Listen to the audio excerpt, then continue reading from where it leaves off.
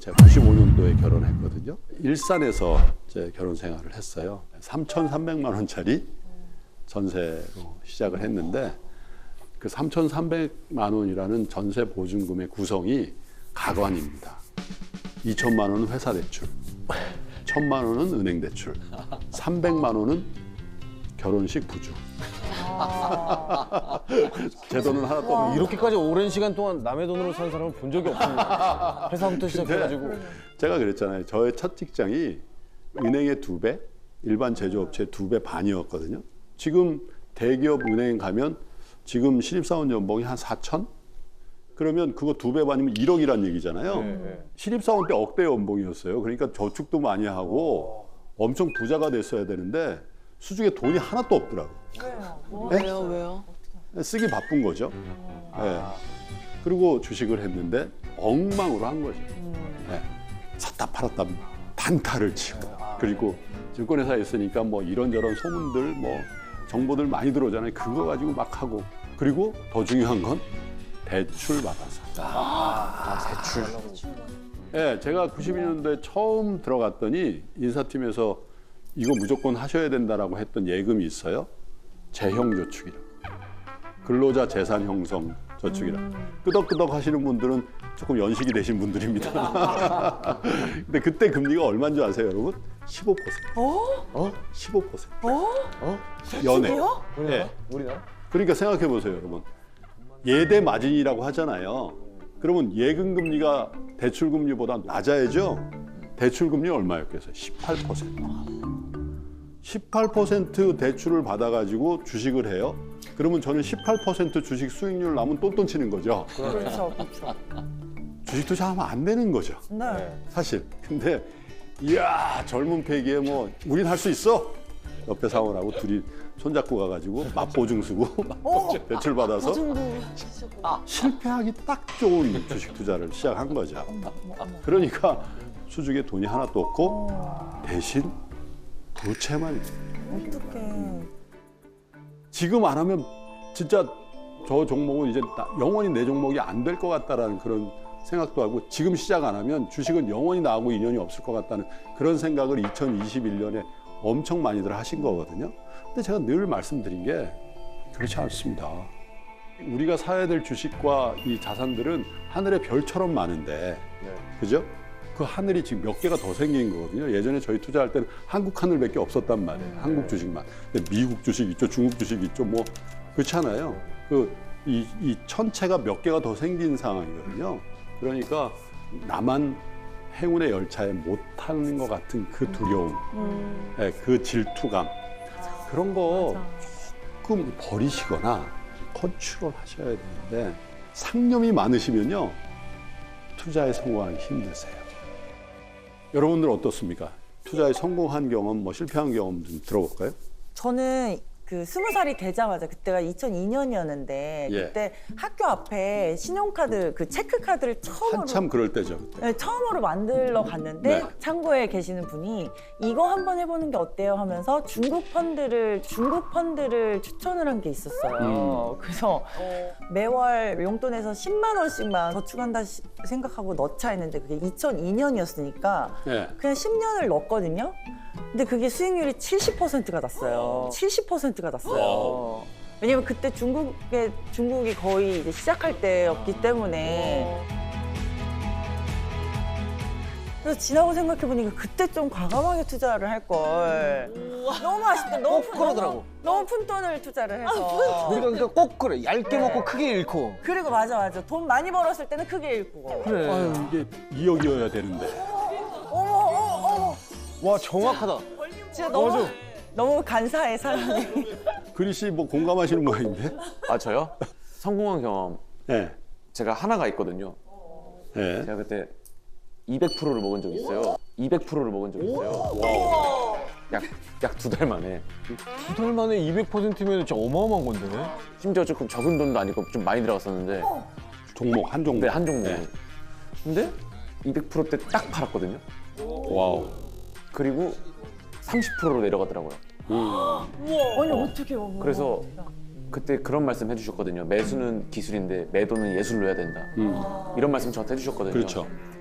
딱 매도하자마자 와 이거 예술로 매도했다 이 생각이 딱 들더라고요. 아, 직업에 예술가라고 써요. 그래서 직업란에 난 예술가. 그렇죠, 예술인, 아티스트라고. 예술인은. 그래서 제가 아티스트라고 쓰는데 진짜 아티스트네. 진짜 딱 그거. 그래서 그 돈은 어떻게 됐어요? 그 돈이? 네, 제가 잘 갖고 있죠 지금. 갖고 있어. 그러면 성공이네. 성공사래. 성공이야. 차 사는 데 도움을 많이. 오, 완전 성공이다. 교수님 어떻습니까? 저는 왜 저 기업 불러주신 기업의 주식을 그날 사요. 네, 저랑 회의하거나 막 그래서 경영학자도 아니고 심리학자까지 불러서 강의 듣거나 세미나 하는 정도 되면은 이 기업은 안 망하겠지. 좋은 네, 방법. 네, 네. 그 두 번째 주식 사는 기준이 네. 어떤 분을 새로 만났는데 그분이 일 열심히 하는 회사 주식. 그러니까 그분이 그 자기 회사 좋아하고 네. 자기 일 열심히 하면 그냥 그 사람은 원오브 댐이지만 네. 그런 사람들이 조금만 더 맞아요. 있어도 회사 되고요. 맞아요. 대부분 그런 경우가 많으시죠. 근데 이제 투자를 결정할 때 그런 감으로만 하시는 거는 잘 안 맞을 수가 있으니까 제가 한 가지 예를 한번 드려드릴까요? 2009년 뭐 이 무렵이었던 것 같아요. 이제 치아가 안 좋았어요. 그래서 이제 아는 선배 병원에 임플란트를 몇 개 한다고 정기적으로 이렇게 다닐 때인데 아니 더운데 아이스크림 좀 사다 먹을까? 그래서 이제 그 메론 네.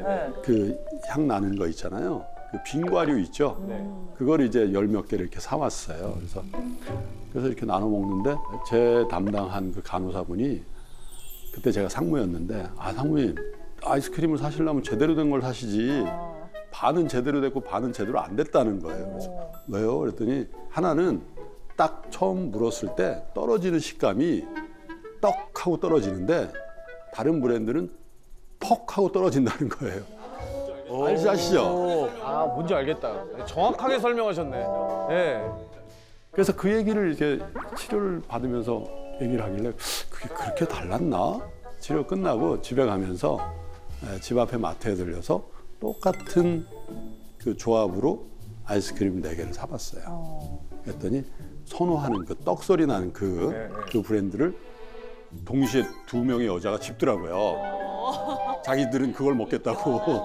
그래서 제가 이거 괜찮은구나. 그 다음날 또 우연찮게 저희 회사 동료 중에 이제 미국에서 온 분이 있는데 항아리 모양으로 되어 있는 그 바나나 맛 나는 그 우유 있죠. 단지우. 그걸 먹으면서 자기는 30여 년 동안 우유를 먹었는데 이 우유가 최고로 맛있다. 어메이징하다는 거예요. 내가 또 똑같은 얘기를 했거든요. 그 바나나 안 들었는데요. 그랬더니 그 바나나가 듣고 안 들고는 전혀 문제가 되질 않고 이런 맛이 있는 우유는 미국에서 먹어본 적이 없다는 거죠. 근데 제가 딱 보니까 어제 그 아이스크림을 만드는 회사하고 그 바나나 맛을 우유가 만들어지는 그 회사하고 같은 회사더라고요. 그 두 가지 이벤트가 금요일, 토요일에 저한테 있어서 월요일 날 가서 그 회사에 대한 재무제표를 보고 기사 검색을 해보고 상대적인 밸류에이션 해보니까 괜찮구만. 그래서 그거를 굉장히 장기간에 걸쳐서 샀던 기억이 나요. 지금 사실한 말씀 아니에요. 지금은 다 팔고 아주 옛날 얘기니까. 여러분 한번 생각해 보십시오. 그런 경우가 저에게만 있었을까요? 여러분들에게 다 있었을 텐데 여러분들 중에는 상당 부분이 그거를 흘려보내시는 거고 저는 그거를 투자 현장으로 끌어들여서 보는 건데 그게 정말 중요해요. 어떤 정보가 들어와요. 그러면 확인하십시오. 급하게 하지 마시고 점검하고 어떠한 투자, 어떠한 자산에 대해서 개방감을 가지고 그거에 대해서 진지하게 탐구하고 리서치를 해야 된다는 거예요. 그런 경험과 리서치를 결합한 투자는 견고합니다. 그래서 어떤 다른 외풍이 불고 막 그래도 버틸 수 있는 힘을 줘요. 그래서 정말 투자에 있어서 중요한 거는 점검하고 그리고 10% 좀 올라서 사도 수익 낼 수 있어요. 근데 남들보다 막 조금이라도 싸게 사야지 막 물론 싸게 사야 되죠. 그런데 그 단기간의 어떤 심리에 치우쳐서 하는 매매들은 조금 경계하시는 게 좋겠다. 정말 여러분들에게 그 말씀을 해드리고 싶었습니다. 사실은 투자에 관련돼서 가장 큰 오해가 뭐냐면 언제 사고 언제 파는가, 이른바 시기를 결정하는 일이 투자의 요체라고 생각하시는 분들이 많습니다. 싸게 사서 비싸게 파는 거니까. 그런데 시기의 선택의 문제는 잘 맞지도 않을 뿐더러 전체 성과에 기여하는 바가 가장 적습니다. 전체 성과에 가장 중요한 거는요, 자산을 효율적으로 배분하는 일입니다. 그래서 제가 말씀드린 것처럼 주식을 해야 될 때 주식의 양을 늘리고, 주식을 조금 조심해야 될 때 주식의 양을 줄이면서 다시 재조정하는 거죠. 보통의 경우는 어떻게 하냐면, 와, 이렇게 많이 빠지니까 주식을 다 없애버려야지, 이런 케이스들도 있는데 급하게 하지 마시면.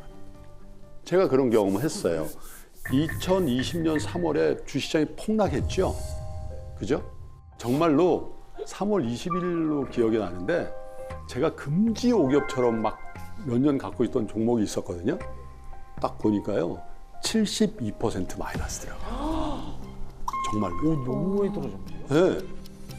제가요, 파란색 매도 버튼에 손이 가고 있더라고요. 정말로. 눌렀어요?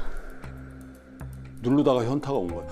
너 뭐 하는 짓이야, 이게? 이제 정신 정신 차리셨어요? 차리셨어, 정신 차리셨어. 너 방송을 그렇게 하면서 너 이거 너무한 거지. 그래서 멈췄어요.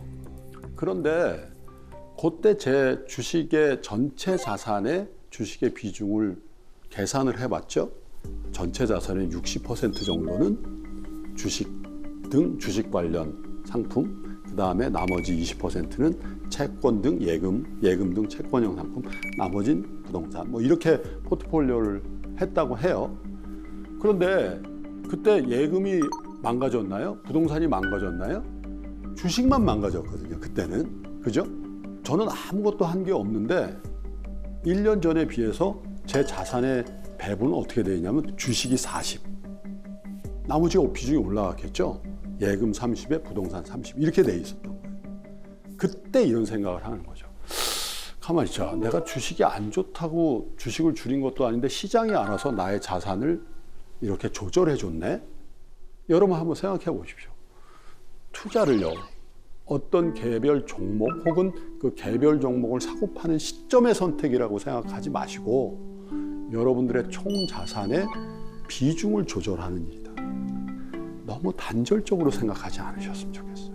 나 여기까지 성공하고 딱 쉬었다가 다시 하고 그런 게 아니라 그냥 업다운 하는 거거든요.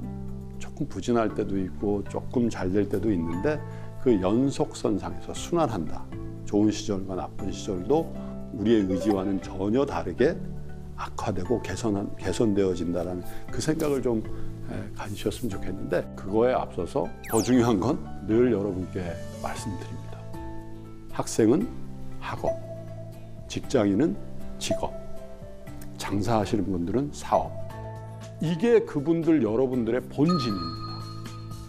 이 본진을 훼손하는 투자는 성공하기 어렵습니다.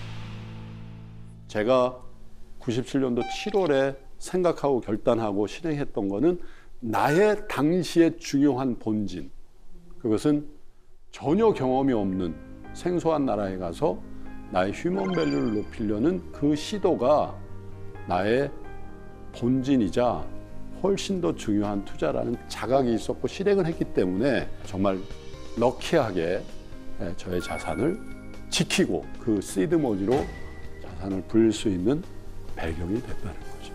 그래서 본진을 지키시는 투자를 하셔야 오래가고 성공한다는 얘기를 이렇게 반복적으로 합니다.